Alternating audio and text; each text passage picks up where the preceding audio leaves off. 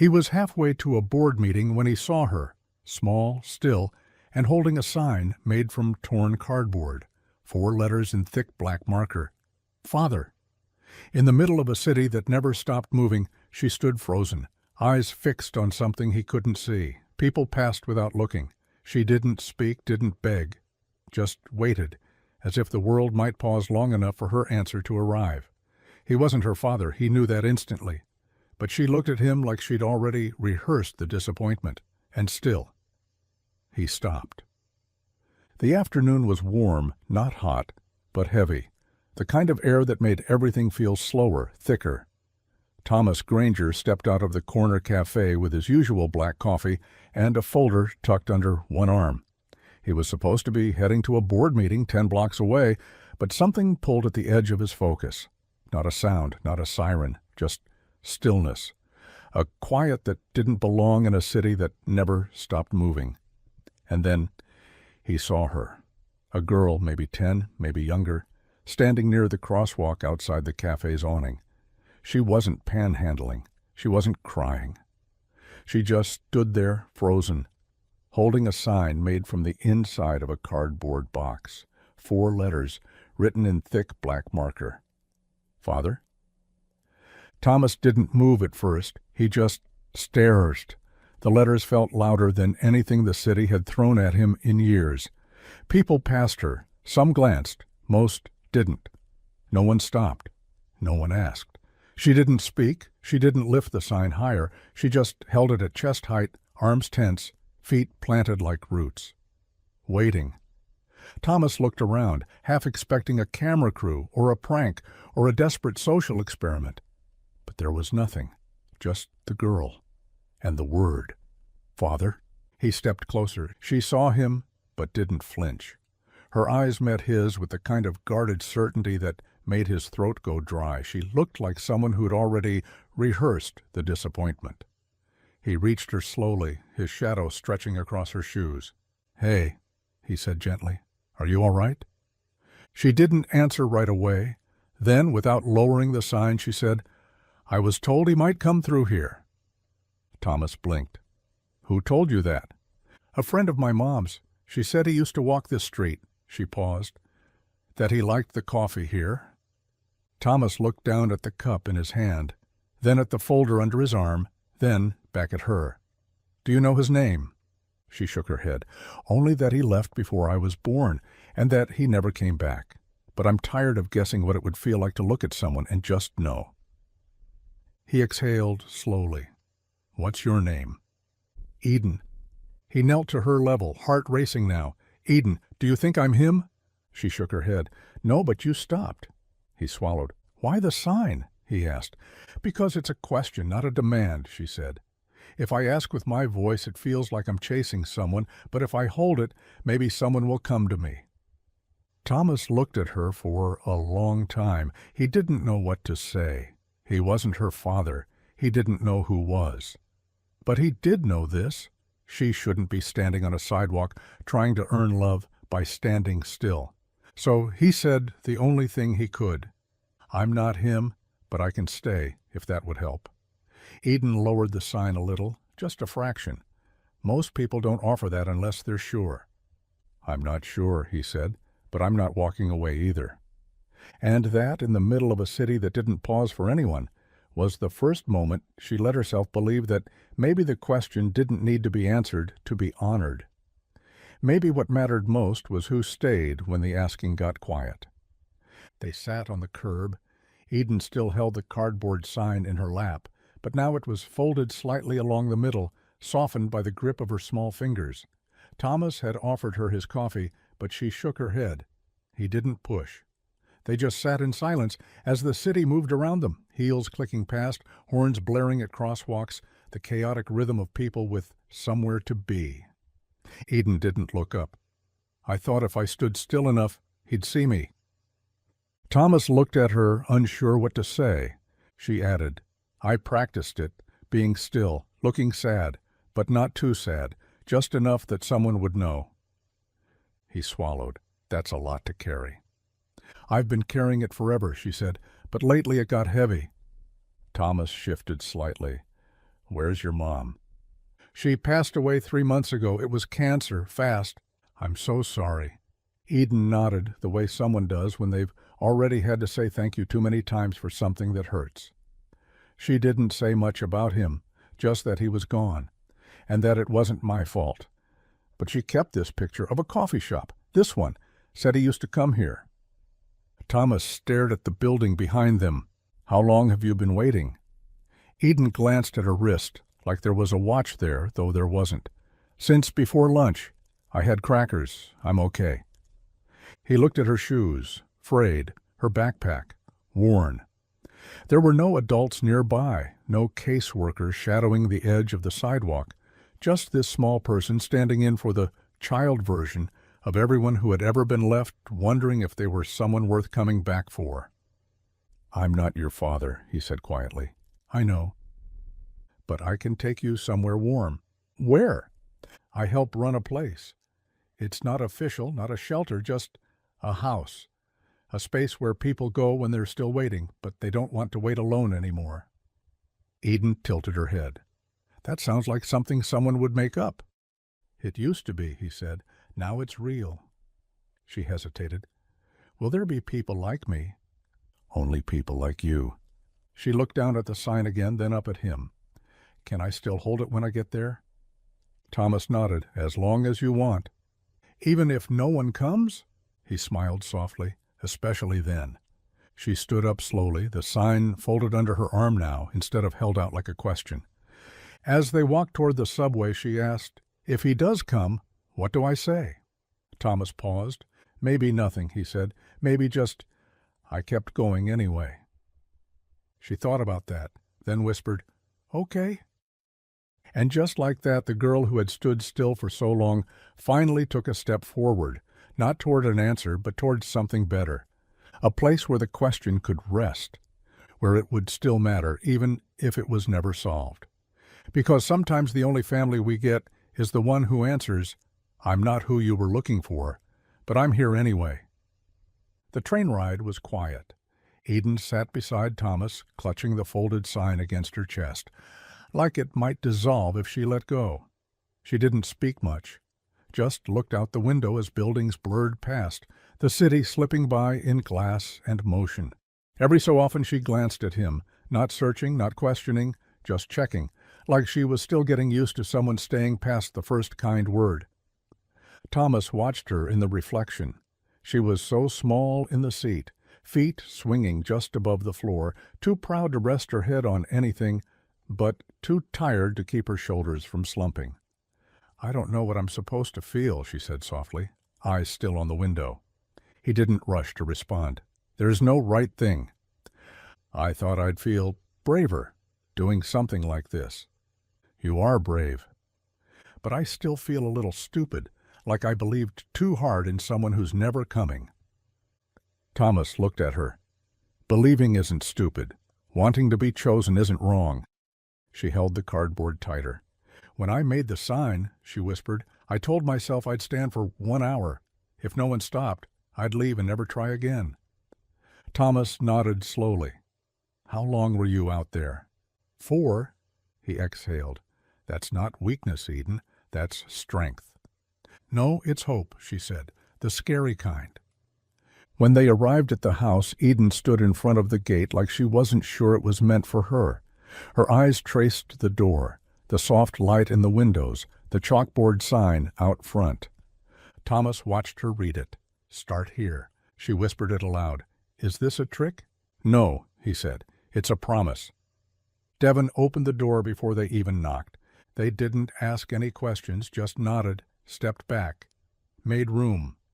Inside, the warmth of the house wrapped around Eden like a second skin. The smell of tea, the creak of the floorboards, the way Bear sat on the hallway table like he'd been waiting just for her. She walked in slowly. Devon handed her a mug of cocoa without asking if she liked it. She took it.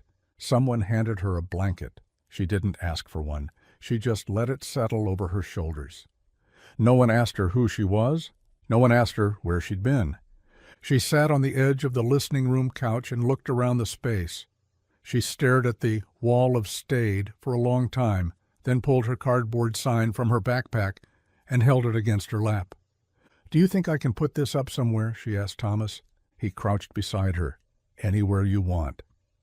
She looked at the wall again, then stood, and very carefully she pinned her sign to the far right corner.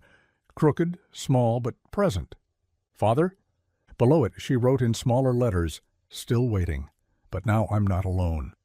Later that evening, Eden curled up in the corner of the couch beneath the big window in the listening room. Bear sat on the cushion beside her, a blanket tucked carefully over both of them. The cocoa was long gone. The house had quieted. Most of the guests had trickled out or wandered upstairs for sleep. A single lamp glowed near the bookshelf, casting the kind of light that made everything feel like a story still being written. Thomas sat nearby, not too close, not too far. Devon was in the kitchen washing mugs, humming softly, something slow and familiar. Eden spoke first. "My mom said I looked like him." Thomas set down his tea. "Your father?" She nodded. Same eyes, same chin, same way of leaving a room when it got too loud. She paused. She didn't mean it in a bad way, but I always heard the space in her voice when she said it. He didn't interrupt. He just listened.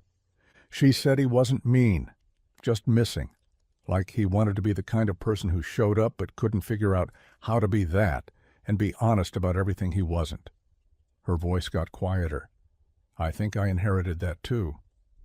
Thomas shook his head gently. "I don't think so." She glanced over. "Why not?" "Because you did show up, with a sign, with a question, with more courage than most people twice your age." She didn't respond right away. Then she said, "But I failed. He didn't come." Thomas looked at her, really looked at her. This girl holding disappointment, like it was a familiar book she'd reread too many times. "You didn't fail," he said. "You asked. That's not failure. That's the start of everything." Eden turned her gaze back to the window. Her reflection was there, blurry and soft against the dark outside. She watched herself for a moment, then whispered, "What if I keep asking, and it never leads anywhere?" Thomas paused, then stood, crossed the room, and carefully took one of the small chalkboards off the shelf. He handed it to her with a piece of white chalk. "Then you keep writing it down, keep holding space, and you let people answer in ways you didn't expect." She looked at the chalkboard in her hands. She stared at it for a long time and then wrote, "I am still looking, but I'm not lost." She handed it back to him. "Can we hang it up?" "Of course." He pinned it next to her cardboard sign, just underneath the wall of Asked. Devon came in a few minutes later, drying their hands on a dish towel, and paused in front of the two signs. They smiled, then reached up and added a third piece, a slip of paper taped between them. It said, "The question is the door. Staying is the answer." And for the first time since she'd stood alone on the sidewalk with that single word sign, Eden let herself believe that maybe this wasn't about being found by the person she was looking for. Maybe it was about being seen by the ones who stayed. The next morning, the house stirred to life in its usual gentle rhythm. Quiet footsteps on old floors, the soft clink of mugs in the kitchen, someone humming near the back porch. Eden woke in the listening room, wrapped in the same blanket, Bear still tucked at her side. The cardboard sign had been moved to a shelf above the fireplace, not out of sight but out of reach, treated like something important, something earned. She sat up slowly, blinking against the morning light that filtered through the curtain. For a moment, she didn't speak, just looked around as if taking inventory of the fact that the world hadn't shifted under her feet overnight, but something in her had. She stood, folded the blanket neatly, and carried Bear into the kitchen where Thomas and Devon sat drinking tea and reading slips of paper from the mailbox. They both looked up when she entered, but said nothing, just made space at the table. She slid into the chair beside them. "Is there a list?" she asked. Thomas tilted his head. "A list?"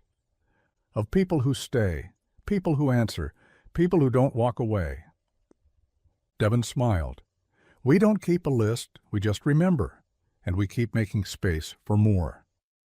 Eden nodded slowly, her hands resting flat on the table. Because I was thinking, maybe I want to become one of them. Thomas met her gaze. You already are. She blinked fast. But I didn't do anything. You showed up, Devon said. You asked.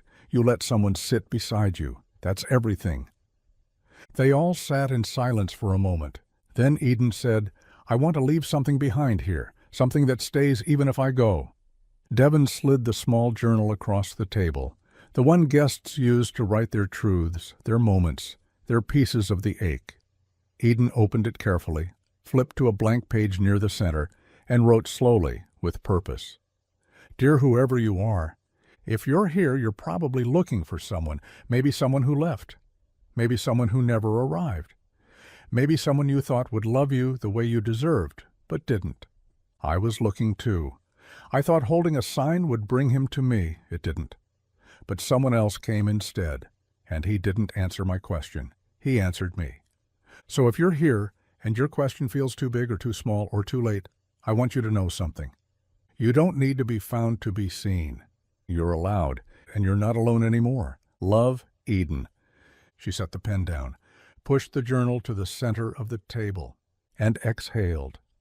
Thomas reached across the table, rested his hand gently over hers, and whispered, You're already the person someone else is hoping will sit beside them. And Eden, who had once stood still for hours on a sidewalk holding a question, now smiled, because she finally understood the answer. It had never been a single person. It had never been a perfect reunion. It had been this. A chair pulled out, a hand extended, a life built not on answers, but on staying. That afternoon, Eden helped in the kitchen, not because anyone asked her to, but because she wanted to. She peeled carrots beside an older man who hummed jazz under his breath and told her he used to cook in a restaurant before his hands started shaking. She didn't interrupt. She just handed him the knife. When he dropped it and said, We'll figure it out together. Later, she sat in the hallway with a girl a little younger than her, whose hoodie sleeves were pulled over her hands and whose eyes kept scanning the door like she was waiting for someone to come take her back. Eden said nothing at first, just sat beside her, both of them facing the wall, knees drawn to their chests. After a while, the girl whispered, They said it was okay for me to be here, but I don't know what to do here. Eden looked down at her hands. You don't have to do anything. I thought I had to hold a sign to be seen, but it turns out you just have to be.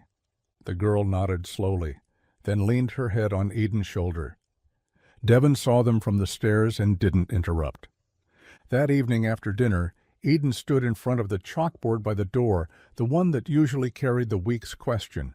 The old prompt had faded, its answers ghosted in white dust. She wiped it clean and stood for a moment, thinking. Then she picked up the chalk and wrote, What if the person you needed turned out to be you? The answers started appearing before breakfast the next morning. Then maybe I was never really waiting, just growing. Then I'd stay longer. Then I'd give myself permission to heal. Then I'd finally stop asking for proof I deserved to be here. One entry written in looping cursive read, Then I'd go find someone else who's still standing in the hallway and tell them the door is already open. Thomas watched from the porch as Eden sat near the steps, chalk in hand, writing a second question for the next day. He didn't say anything, just watched the way she moved, sure and steady now. The way she took up space without shrinking, the way she kept glancing back at the house. Not like she was checking to see if it was still there, but like she knew it was, and that she was now a part of its foundation. Later, she found him in the kitchen folding napkins. I think I'm going to stop holding the sign, she said. Not because the question doesn't matter, but because I don't think I need to ask it like that anymore. He nodded. You've answered it in other ways. She smiled. I might keep it, though, just in case someone else comes and needs it. And he knew what she meant. Not everyone could write a new question right away. Some people needed the old one, the one that had stood in the rain, the one that had waited, the one that had opened everything. Father? Not for reunion, but for recognition. Not for identity, but for belonging. Not for proof, but for presence. And now, Eden understood what Thomas had known the first time he sat beside her, that the sign had never been a question for one person. It had been a door, and she had just found her way through. The next morning, Eden woke early. Before the kitchen lights came on, before the first mugs clinked, before Bear was returned to his usual spot on the windowsill, she sat in the hallway, knees drawn to her chest, Thomas's old sweatshirt draped over her shoulders like a shield. The house was quiet in the way houses are when they're listening, not sleeping, filled with breath and waiting, and stories not yet told. She carried the sign with her, the one she'd once held on the sidewalk. She didn't unfold it. She didn't need to read it anymore. She just held it in her lap and watched the light change on the walls. Thomas found her like that, silent, still, but not frozen. Not anymore. He didn't say anything, just sat across from her on the floor. Finally, she said, "I think I'm going to give it away." He nodded. "To who?" "Someone who hasn't made it here yet," she said. "Someone who still thinks the only way to be seen is to hold a question no one wants to answer."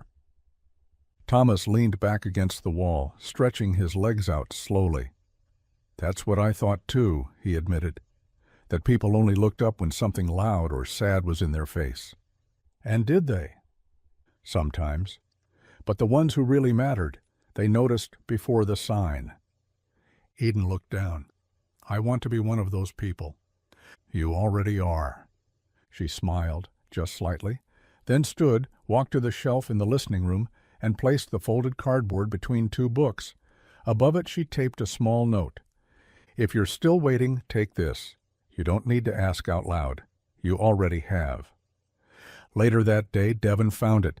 They didn't take the sign, but they added their own note beneath it. "You're not late. You're right on time." That night, the dinner table was full. People who had met just days earlier passed food like they'd grown up in the same house. Laughter layered with silence. Eyes met. Tears were wiped without being announced. A small girl climbed into her mother's lap without asking. A teen boy offered to wash dishes because it was the only time I feel like I'm part of something. Elias watched from the kitchen, wiping down the counter. Thomas stood beside him. "Do you think she's okay?" Elias asked softly. Thomas looked over at Eden, sitting with three others, handing out napkins like royalty, telling a story about a book she'd once tried to finish but gave up halfway through because she didn't want to see how it ended. "I think," Thomas said, "she's more than okay." Elias nodded. "She's becoming someone." "No," Thomas replied. "She is someone, finally in a place that reminds her of it every day." And outside on the porch a new note had been added to the chalkboard. It wasn't a question this time, it was a statement, a declaration. "I showed up asking for one person. Instead, I found 100 hearts willing to hold me." And below it, in tiny handwriting, clearly, Eden's. Turns out the answer wasn't who, it was here. In the final days of July, the house became something else entirely, not a shelter, not even just a refuge, but a living story, one with no main character, one written by every hand that passed through the front door, whether or not they ever picked up a pen. Eden began keeping a box by the fireplace. It wasn't labeled. It didn't need to be. Inside were folded papers, scraps, torn notebook corners, napkins, receipts, and every one of them held a version of the same thing. A name whispered, a hope offered, a memory set down like a stone on a path. One note read, "I haven't spoken to my father in 9 years, but I still remember the way he used to whistle in the morning. I wrote it down because I'm tired of pretending that missing someone is weakness." Another said, "I don't know if my mom ever wanted me, but I want me. That counts now." Someone else wrote, "I don't know who I'm waiting for anymore, but I do know where I want to wait." Eden read every one, not like she was looking for an answer, but like she was bearing witness to something sacred. One afternoon she sat by the listening room window with Bear on her lap, flipping through the box of notes when a woman came in, mid-30s, eyes red, fingers trembling, just slightly. She sat across from Eden without a word.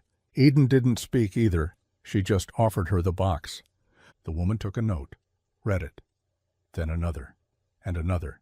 After the fourth one, she whispered, "I thought I was the only one who carried this kind of grief like a badge." "You're not," Eden said. "We just usually hide our badges." The woman wiped her eyes and smiled, faint but real. "Are you the one who made this?" Eden shook her head. "I'm just someone who used to stand outside with a question, and now I help make space for others to ask theirs." Later that night, after the woman had left with a thermos of tea and the name of a good place to cry safely, underlined in the Places to Be Quiet guidebook someone had started, Eden found Thomas standing in the kitchen. She handed him a fresh piece of cardboard. It was blank. "I don't need to hold the sign anymore," she said, "but I think someone else will. So I made a new one, just in case." He took it gently. "What do you want it to say?" Eden smiled. "I want them to decide." And so the sign was placed on a small wooden easel near the door with a tray of markers beside it. A new tradition was born. When someone came in, they could write what they were asking for. Over time, the board filled with everything from hope to truth to peace to just a place to sit down without being asked to leave. And next to each one, someone else would write an answer. Not always profound, not always poetic, but always kind. "I waited too. I'm here now." "There's tea in the kitchen." "You don't have to fix anything before you belong." "You're already inside. That counts." And in that room, in that house, with a worn floor and stories in the walls, Eden no longer needed to ask if she was allowed. Because now she was the one handing out the answers. The last week of July arrived with a gentle golden hush. The heat mellowed, the city slowed, and the welcome house moved through time like it always had. Quietly, steadily, as if stitched together by the thousand unseen threads of people who had once walked in with questions and stayed long enough to become the answer for someone else.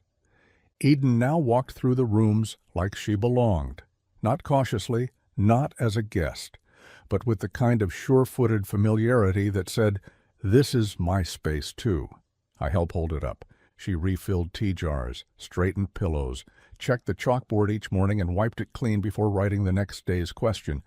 She didn't call it service. She called it keeping the space ready. One morning she found a small envelope tucked beneath her sign, the one that now lived permanently on the hallway shelf beneath the wall of asked. It wasn't sealed. Inside was a note, written in looping cursive. "I never asked my father if he loved me. I was too afraid the answer would ruin me. But seeing your sign helped me realize that asking isn't weakness. It's bravery. It's choosing to believe that even if someone doesn't show up, someone will. Thank you for asking out loud so the rest of us didn't have to be the first." Eden pressed the note to her chest for a long time before placing it into the archive box Devon had started, the one labeled Questions That Made the Room Bigger. That same day, a boy named Louis arrived, 10 years old, carrying a small backpack and not much else. He didn't speak when he entered, just sat down on the porch, pulled his knees to his chest, and stared out at the sidewalk. Eden found him there and sat beside him. After a while he whispered, "I think I'm waiting for someone who forgot I exist." She didn't say anything. She just reached into her pocket and handed him a folded piece of cardboard. He opened it slowly. It said in black marker, "Father?" Louise stared at it for a long time, then looked at her. Eden shrugged. "You can borrow it if you want." He nodded. "Do I have to stand outside?" "No," she said. "You can ask from right here. Inside's just as brave." He held the sign in his lap. Didn't unfold it fully.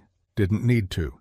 Because the moment it rested across his knees, someone brought him tea. Someone brought him a small notepad. Someone sat beside him, without asking why. And just like that he began. Not healing, not yet, but staying. And in that small sacred act the sign passed forward again, not because the question was answered, but because it was finally shared. August brought rain, not a storm. Not the dramatic kind with thunderclaps and downed power lines, just a quiet, persistent rain that coated the windows of the welcome house in a soft blur and made everything inside feel closer, warmer, more sacred. The kind of rain that made people stay a little longer, sit a little deeper, speak a little softer. Eden sat by the window on the second floor, curled into the corner of the reading nook with a blanket wrapped around her shoulders and Bear tucked under her arm. She watched the drops race each other down the glass, one hand holding a pencil, the other tracing the edge of the cardboard sign in her lap. She hadn't carried it outside in weeks. She didn't need to, but some part of her still liked holding it, still liked remembering that it had started something. Across the room, Devon flipped through a journal full of half-finished notes and folded entries. Eden glanced at them. "Do you ever think about what it would have been like if he had come?" Devon looked up. "Your dad?" She nodded slowly. "What I would have said, what he would have looked like, whether he would have even believed it was me." Devon sat back. "What would you have said?" "I don't know," she admitted. "Something like, 'I'm still here.' Or maybe just, 'Why didn't you try?'" Devon was quiet for a moment, then said, "I think you would have said something that let you leave the question behind, not because it didn't matter, but because you didn't need to carry it alone anymore." Eden nodded, her eyes drifting back to the window. "I think that's why this house matters so much, because it's not built on answers. It's built on staying, on what people do after they realize they don't have what they were hoping for." Downstairs, someone turned on the old record player. A soft song filtered through the floorboards, one of the records someone had donated with no label, just a sticky note on the sleeve that read, "Play this when someone needs to remember they're allowed to feel everything." Eden smiled. "This song always sounds like a hug." Devon grinned. "That's why we keep it on the shelf with the tea." Later that evening, a new guest arrived, a woman in her late 20s, soaked through from the rain, hair plastered to her forehead, eyes sharp and exhausted. She didn't knock. She just opened the door and stood in the frame, breathing heavy, as if asking silently if someone might notice. Thomas came from the kitchen drying his hands. He didn't greet her like a stranger. He didn't ask her name. He just stepped aside and said, "You're here. That's enough." The woman nodded once, as if it took all her energy, then stepped inside. Eden watched from the stairs. The woman paused in the hallway, her eyes flicking to the wall of Asked. Her gaze caught on Eden's sign, still framed, still waiting. She stepped forward, read it, reached out, touched the edge of the cardboard with trembling fingers. Then she whispered, "I wanted to ask, but I was afraid the answer would be no." Eden came down the stairs, slow, steady, and stood beside her. She looked up. "Do you still want to ask?" The woman closed her eyes. "I don't even know what the question is anymore." "That's okay," Eden said. "You don't have to ask for a seat, you already have." And together they walked into the listening room. No explanation, no expectation. Because once, Eden had waited on a sidewalk holding a question with no name. Now, she made space for others to ask their own. The next morning, the house felt different. Not in a way most people would notice. Nothing dramatic had changed. But those who had been there long enough could feel it. Something had settled. Or maybe someone had. The woman who'd arrived in the rain was still there. She sat at the kitchen table, holding a chipped mug of lukewarm coffee, staring at the steam like it carried meaning. She hadn't said much after Eden walked her in, just accepted the blanket, nodded when offered tea, and slept curled in the corner of the listening room with a hand clutching the sleeve of her jacket. Now, in the quiet morning, Eden sat across from her again. No sign, no questions, just two hands cupped around a mug of something warm. Eventually, the woman spoke. "My name's Maris." Eden nodded gently. "I'm Eden." They didn't say anything else for a while. Outside, rain tapped softly on the porch roof, steady and slow like a breath. Maris stared down into her cup. "I don't think I came here to find anyone. I think I came here to finally be allowed not to." Eden understood that deeply. She used to think the world turned on answers. Now she knew it turned on the space between them. Maris said, "There's something about the way people look at you here, like they're not trying to figure out where you fit before deciding whether or not you belong." Eden smiled. "It's because we stopped trying to match people to furniture. We just let them sit." Maris blinked, then laughed. A small sound like surprise cracking through something tightly wound. "You're good at this," she said. "I'm just someone who stood outside long enough to realize I don't want anyone else to." Later that afternoon, Maris wrote something and tacked it up on the chalkboard by the door. The board still carried the same prompt Eden had written the week before. What if the person you needed turned out to be you? Underneath, Maris had written, "Then maybe I stop asking people to fix the parts of me that only needed kindness." The next day, someone wrote beneath her words, "Then maybe I start offering that kindness to someone else." And after that, the board didn't change for nearly a week. No new question, no need. Because every answer that appeared was a continuation of the one before it. It had become a conversation, one that stretched beyond the building, one that didn't end when someone left, one that followed them into job interviews, hospital rooms, court hearings, bus stations. Because once someone had been seen holding their grief like a question, they never forgot what it felt like to have someone say, "You don't need to explain. You're already allowed." That week, Eden spent her evenings going through the archive box in the listening room. She reread every note, every folded scrap of paper, every letter addressed to whoever is still hoping. She began cataloging them in a binder, not to keep them organized, but to keep them alive. She called the binder the book of unanswered questions that were enough anyway. She placed it next to the guest book on the mantel. And on the inside cover, in careful handwriting, she wrote, "I waited on the sidewalk with a sign that said, 'Father.' I never found him, but I found this, and it changed everything."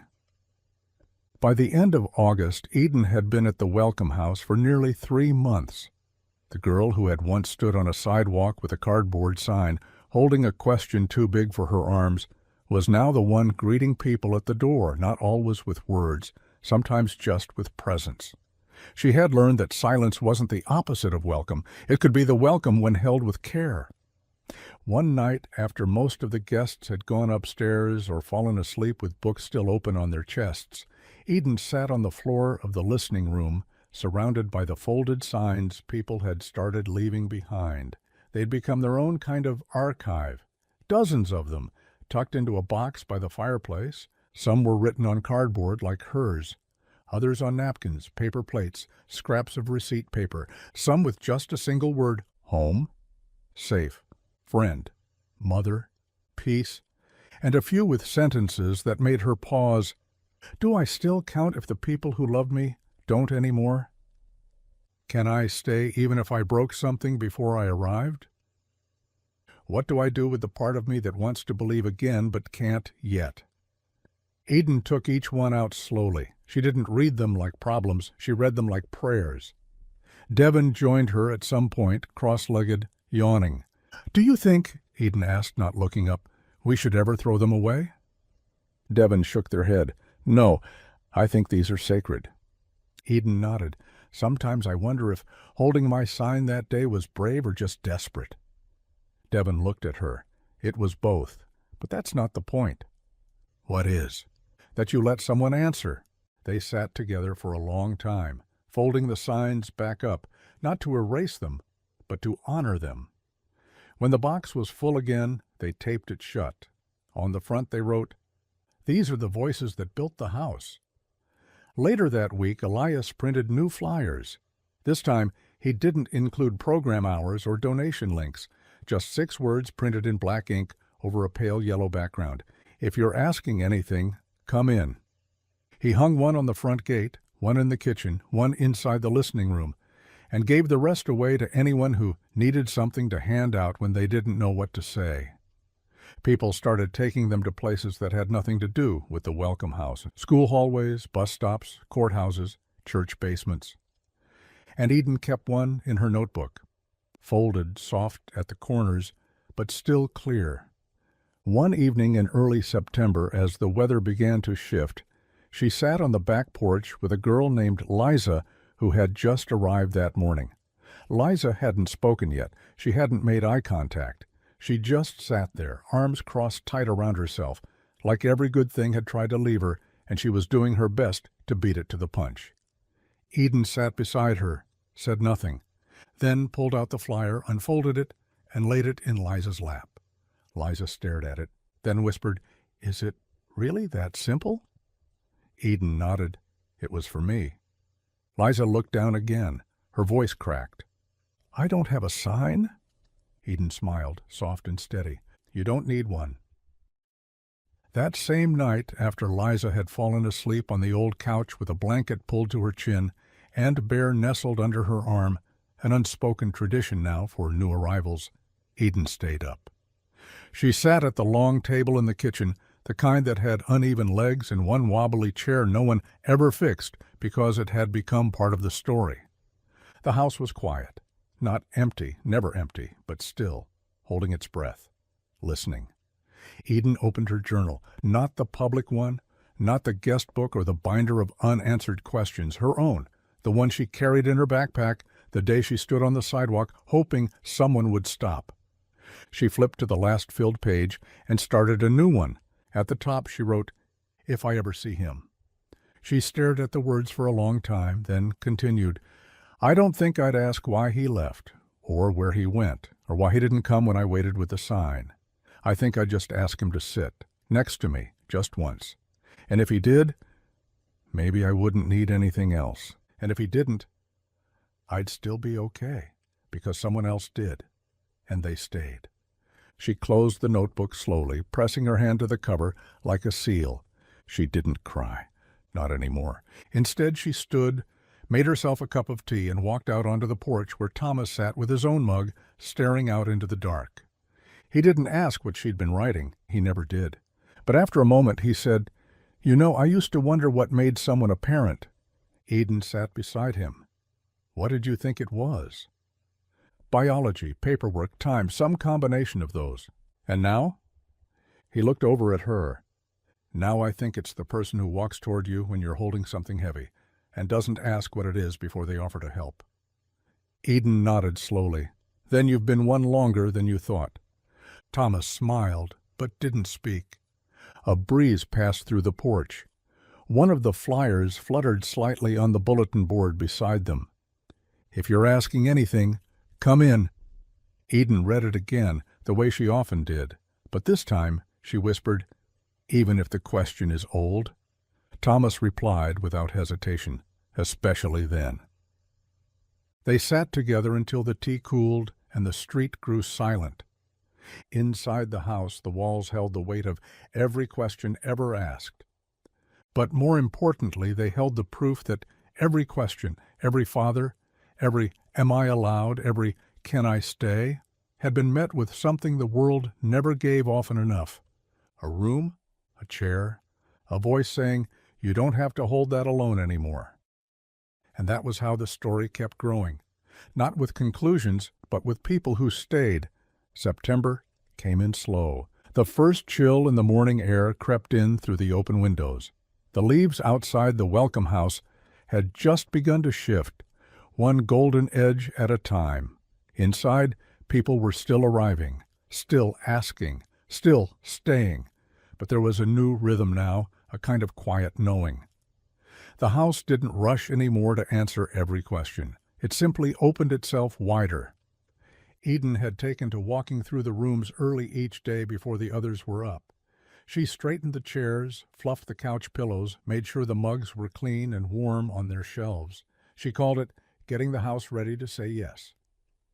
One morning she stopped by the listening room where the wall of asked had begun to overflow. She traced her fingers over the edge of her old cardboard sign, still pinned in its place. "Father?" She didn't read it with pain anymore. She read it like a memory that had grown a garden behind it. And then she pulled out a new piece of cardboard, one she'd been carrying in her backpack for weeks, and slowly unfolded it. On it, in large, careful letters, she'd written, "I thought I needed you to answer, but I really just needed someone to listen. She pinned it below the old sign, right where people would see it as they passed through. That same day, Liza, quiet Liza, who had arrived weeks ago with more questions than words, walked up behind her, reading the new sign. She stood there for a long moment, then said, "I'm not asking for her to come back anymore. I think I'm just asking that someone helps me hold the space she left." Eden didn't respond right away.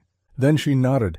"I think that's what we're all doing, holding the shape of the people we wanted so we can become what someone else needs." Liza whispered, "Does that make me strong or sad?" Eden reached for her hand. Both. That night, after everyone had gone to sleep and the house had gone still again, Thomas sat at the kitchen table with Eden's original sign in his lap. He didn't know why he'd taken it down. He only knew he wanted to hold it. It felt like history, like truth, like a doorway still cracked open in case someone else came asking the same thing. He turned it over.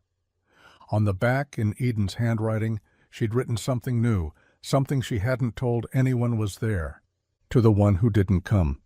"You didn't break me. You just taught me how important it is to answer when someone asks." Someone else did, and he stayed. Thomas swallowed the lump in his throat. He repinned the sign to the wall, and then, beside it, he added a card of his own. To the one who stayed, "Thank you for turning my no into a home full of yes." October arrived with crisp air and trees that looked like fire when the sun hit them just right. The welcome house shifted with the season.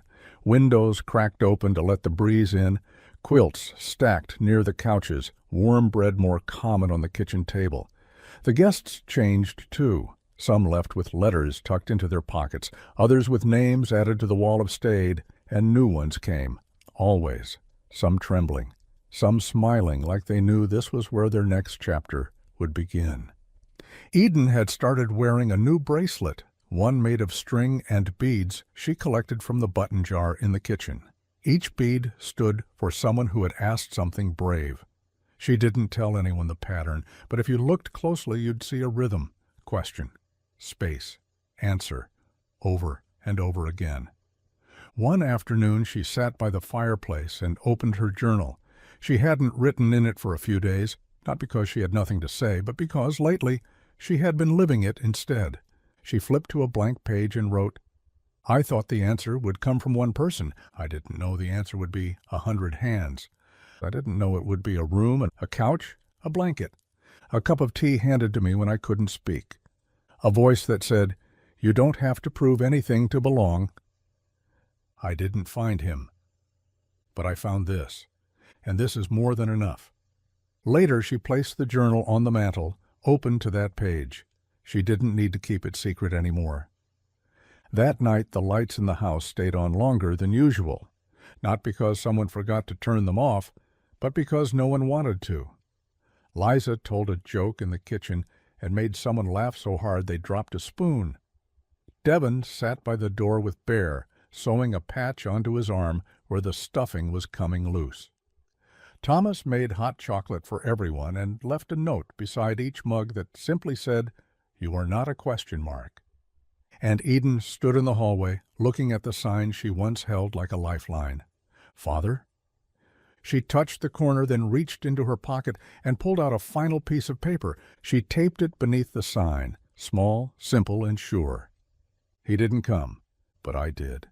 And now I stay. So the next person who asks doesn't have to wait alone. Then she stepped back, took Bear from Devon, and curled up in the listening room, where the house held her like it always had, with space, with quiet, with the kind of love that doesn't need permission. Outside the leaves fell softly. Inside the question stayed pinned to the walls like stars. And Eden, the girl who once stood on a sidewalk, asking if she was allowed, no longer needed to be answered. She had become the answer. In the second week of October, the chalkboard on the front porch changed again. For weeks, it had held the last entry Eden had written. What if the person you needed turned out to be you? But this time she stood in front of it for a while, chalk in hand, thinking. The sun had just started to dip, streaking the sky in soft orange and pink. The porch smelled like warm cider and falling leaves. A breeze stirred the edges of old flyers taped to the door. Then Eden stepped forward and wrote a new prompt. What happens after the asking? By morning, the board had new entries, carefully written, unevenly spaced. Real. You sit down. You stop holding your breath. You learn the answer might take a different shape. You start answering someone else's question without even knowing it. That last one hit Eden hardest, because she knew it was true.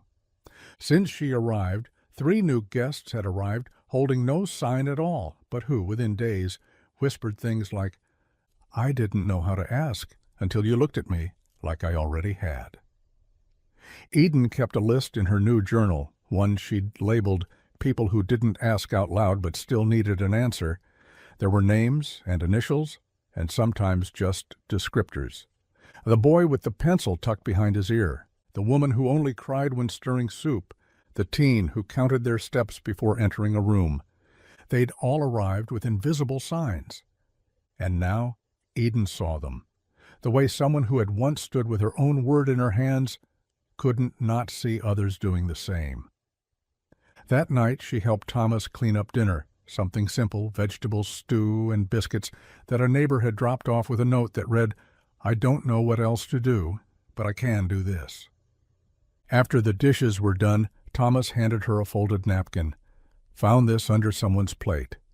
Eden opened it. Inside, in tiny handwriting, "I'm not sure what I'm asking for. I just know it isn't silence anymore."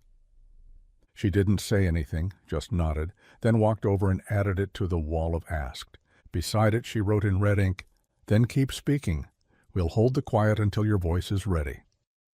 2 days later, a boy named Cole arrived. He didn't say his name at first, just stood on the porch, eyes flicking between the chalkboard and the sign in the window. Elias opened the door. "You don't need to ask," he said gently. "I'm not here for long," the boy replied. "I'm just looking." "For what?" "I think for someone to say, I can be more than what I've done." Eden stepped forward from the hallway. "You already are," she said, and something in the boy's shoulders released. Just a little. Enough. That night, Cole wrote on the chalkboard himself. He added under Eden's prompt, "What happens after the asking?" "You start being seen in ways that don't scare you." He didn't stay long, but he left a note tucked into a book on the shelf. "I didn't find what I was looking for, but I found something that made me believe I could try again." That was what the Welcome House did, and it didn't fix everything, but it gave people enough to try again. And that, Eden thought, as she lay in bed that night staring at the ceiling, might be the most sacred answer of all. The days grew shorter, but the house grew fuller. As October rolled on, the front porch became a resting place for more than shoes and backpacks. People started leaving things outside the door, not offerings, not donations, but echoes, small signs, handwritten quotes, folded notes, poems, bits of paper with names scribbled on them like prayers. No one said who they were from. No one needed to. The message was always the same. I was here. I asked. I stayed. Inside, the wall of stayed had stretched all the way down the hallway now. Devon had started helping Eden frame the oldest notes so they wouldn't curl at the corners. The first signs, the ones people had made when the project was still finding its shape, were now protected under clear sleeves. They were history now, not decoration. Eden kept her original sign behind the glass too. Father, still simple, still whole, but now surrounded by the words of dozens who had followed after her. People who had stood outside for a few minutes or a few days. People who hadn't known what they were looking for until someone met them in the space between what they hoped and what they feared. One rainy afternoon, Elias came in with a soaked coat and a stack of mail. He dropped it on the table, ran a hand through his wet hair, and said, "There's something in here for you." He handed Eden a plain envelope with no return address, just her name, in careful script. She opened it slowly.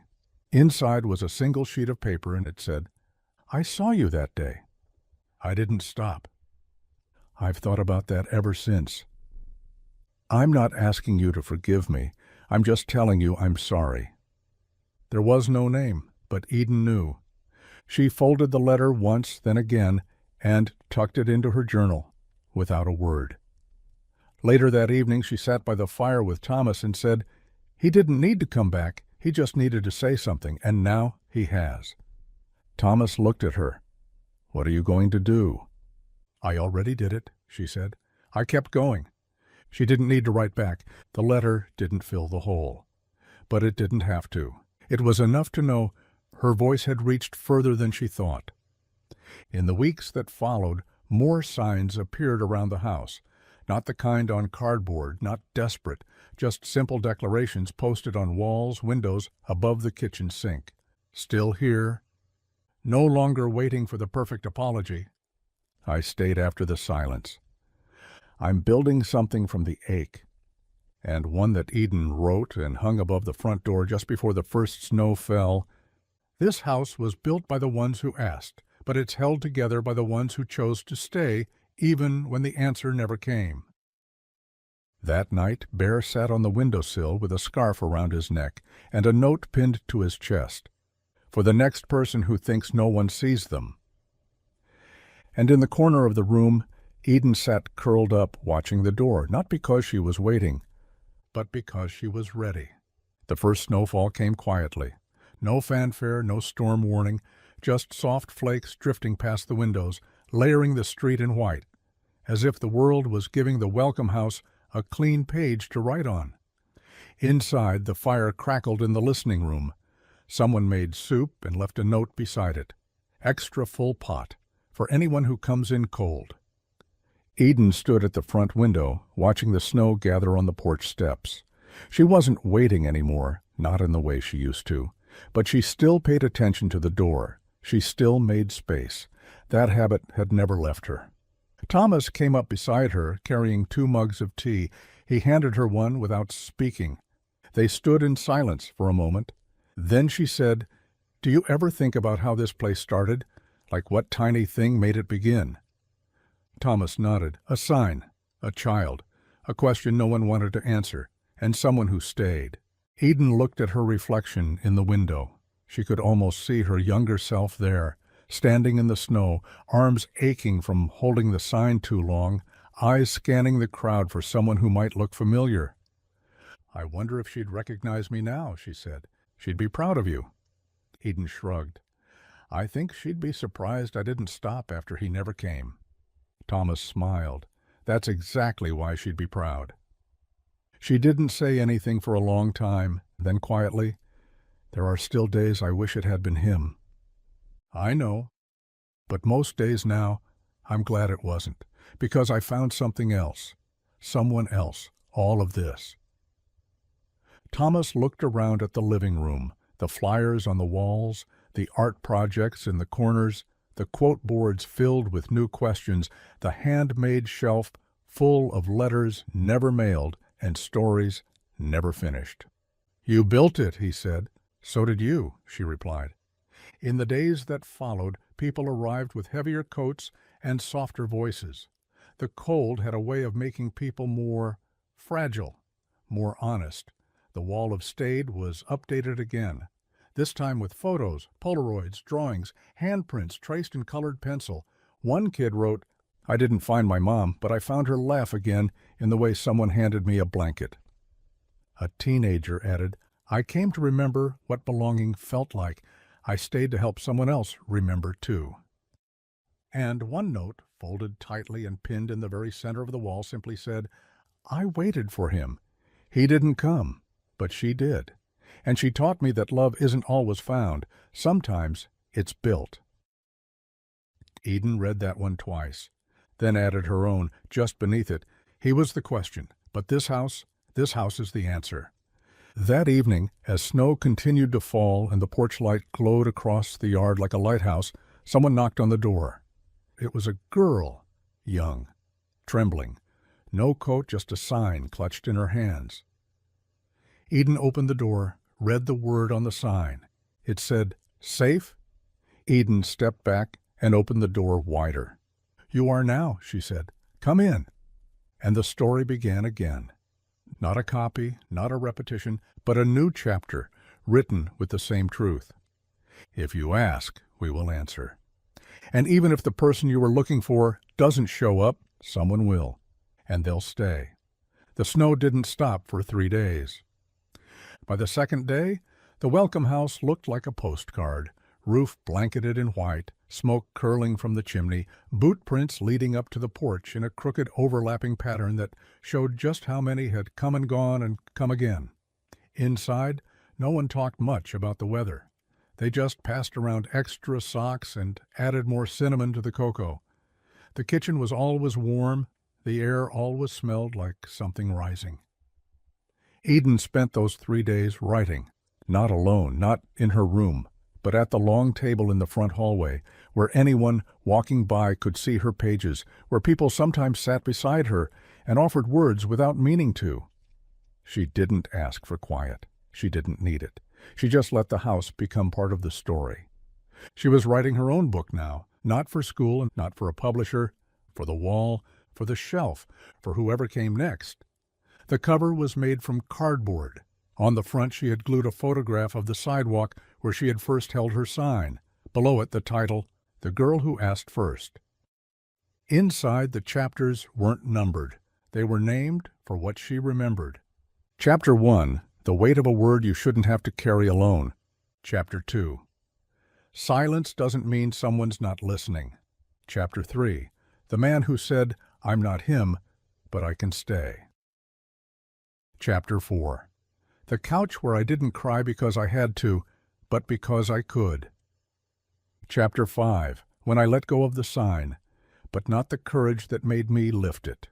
Chapter 6, "The Day I Became the Answer." Each chapter was short. Some were only a few sentences. Some just a line. One page simply said, "He didn't come. I stayed anyway." That's what made it beautiful. People started reading it. Devon made a second copy, then a third.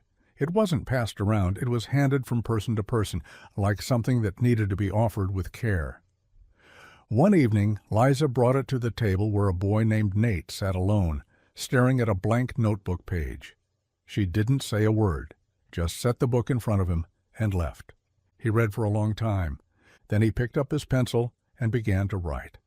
And when he stood, he went to the wall of asked, wrote a single word on a yellow post-it, and pinned it high where it could be seen. Ready? Below it, someone had already written the answer. Yes. That night, Eden stood in front of the fireplace, the glow warming her face, and said aloud, quietly, but like she meant it, "I'm not waiting anymore. I'm watching." Thomas, sitting nearby, looked up. Watching for what? For the ones who don't know they're allowed to ask yet. And then she smiled, the kind of smile that didn't need approval, the kind that said, "I've made peace with the question. Now I get to hold space for the next one." By mid-November, the cardboard sign was no longer just Eden's. People came to the welcome house with folded paper, with scraps of boxes and backs of receipts, and left their own questions beside hers on the new bulletin wall that Devon called the choir. It was no longer a wall of one voice asking alone. It had become harmony, layered, overlapping, uncertain, but real. Above it, Devon had pinned a small wooden placard carved by hand by one of the guests who never gave his name. It read, "The asking makes a sound and it echoes." Eden added a piece of her own, "It echoes because someone stayed to hear it." Every few days, someone new would arrive and stand in front of that wall for a long time. They rarely touched it. They rarely spoke. But most of them came back the next day, and the next, until they finally stepped through the doorway. Eden had started calling it the soft threshold. Not because the questions were soft, but because the place they landed had learned how to hold them without breaking. One evening, as the wind swept dry leaves against the porch, a man arrived who looked tired all the way into his bones. He stood outside with a sign clutched in both hands, but the writing had smudged in the drizzle. Thomas opened the door and simply asked, "Do you want to dry off before you decide what you're asking?" The man stepped inside without speaking. Later, Eden found his sign drying near the fireplace. When the paper flattened, the words became visible. I never answered my child's question. Eden stared at it for a long time, then wrote on a note card placed directly beneath it, "Someone else did." It saved me. That evening, the man sat in the listening room, not ready to talk, but ready to stay. That was enough. The next morning, Eden was in the kitchen, making toast with too much cinnamon sugar, when Devon walked in holding a letter. "This is for you," they said.